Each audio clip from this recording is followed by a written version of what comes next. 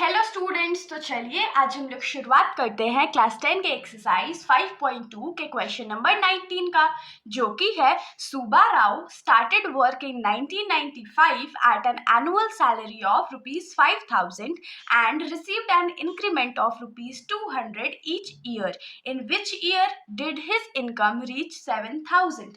तो इस क्वेश्चन में हम लोगों को क्या बोला गया है कि एक व्यक्ति है जिसका नाम सुब्बा राव है, और सुब्बा राव जो है वो अपना वर्क स्टार्ट करता है या ऑफिस ज्वाइन करता है 1995 में, और उस टाइम उसका जो सैलरी था, एनुअल सैलरी था, वो ₹5,000 था।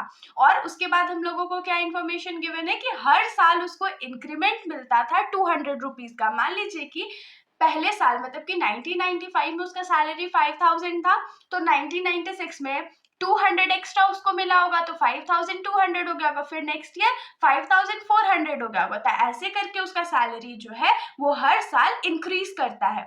आगे क्या बोला कि in which year did his income reach ₹7,000। तो हम लोग से पूछा गया है कि ऐसा कौन सा ईयर है या कितने साल बाद जो सुब्बा राव का एनुअल सैलरी था वो 7,000 पे पहुंचा। तो क्वेश्चन तो बहुत सिंपल है, जितने एपी के क्वेश्चन अभी तक हम लोग सॉल्व करते आए हैं सेम क्वेश्चन है, बस डिफरेंस क्या है तो ये थोड़ा हम लोगों को वर्ड्स में दे दिया गया है। तो चलिए हम लोग शुरुआत करते हैं। तो जो एनुअल सैलरी था वो कब से शुरू हो रहा था, तो 5,000 से, मतलब कि इसका जो ए था वो कितना था, तो 5,000 था। ठीक है, अब क्या बोल रहा है कि हर साल उसको 200 रुपए का इंक्रीमेंट मिल रहा था, मतलब कि जो डिफरेंस रहेगा वो 200 का डिफरेंस रहेगा। अब यहाँ पर से हम लोग एक एपी तो फॉर्म कर सकते हैं, मतलब अगर पहला साल उसका 5,000 सैलरी था तो नेक्स्ट ईयर 5,200 होगा, फिर उसके नेक्स्ट ईयर 5,400 होगा, और ऐसे करके ये कंटिन्यू हो रहा है ना।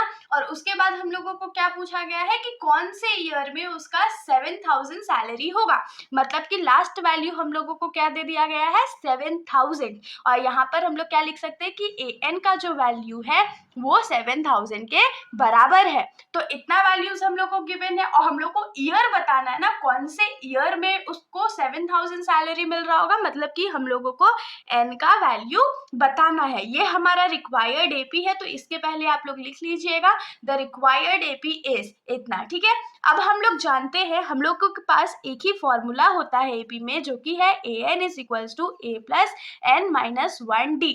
तो ए एन का वैल्यू हम लोगों के पास क्या है, 7,000 है, ए का वैल्यू क्या है, तो 5,000 है, प्लस एन माइनस 1 का तो वैल्यू नहीं है, और डी का वैल्यू क्या है, तो 200 है।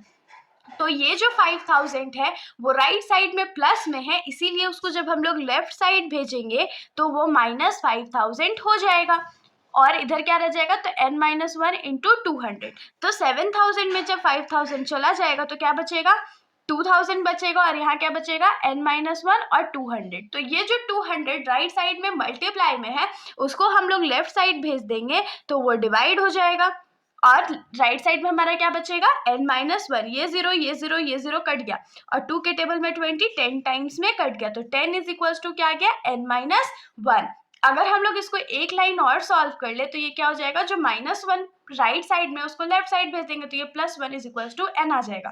तो n का वैल्यू हमारा क्या आ गया, 11। तो ये जो n का वैल्यू 11 है, इससे हम लोगों को क्या समझ जाना है कि 11th ईयर में सुब्बा राव का जो सैलरी था वो 7,000 था। तो हम लोग अपना लास्ट स्टेटमेंट लिखेंगे कि देयरफॉर द सैलरी या इनकम, सैलरी या इनकम आप लोग कुछ भी लिख सकते हो, ऑफ सुब्बा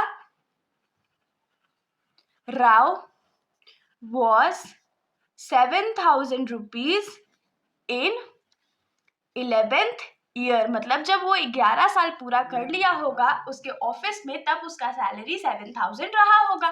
तो इसके साथ हमारा ये जो सॉल्यूशन है यहीं पर खत्म हो जाता है। अगर आप लोगों को कोई भी डाउट हो तो आप लोग कमेंट सेक्शन में पूछ सकते हो, वरना अगर आप लोगों को वीडियो अच्छी लगी तो वीडियो को लाइक कर दीजिएगा, और मेरे चैनल को बिना सब्सक्राइब किए कहीं मत जाइएगा। Thank you.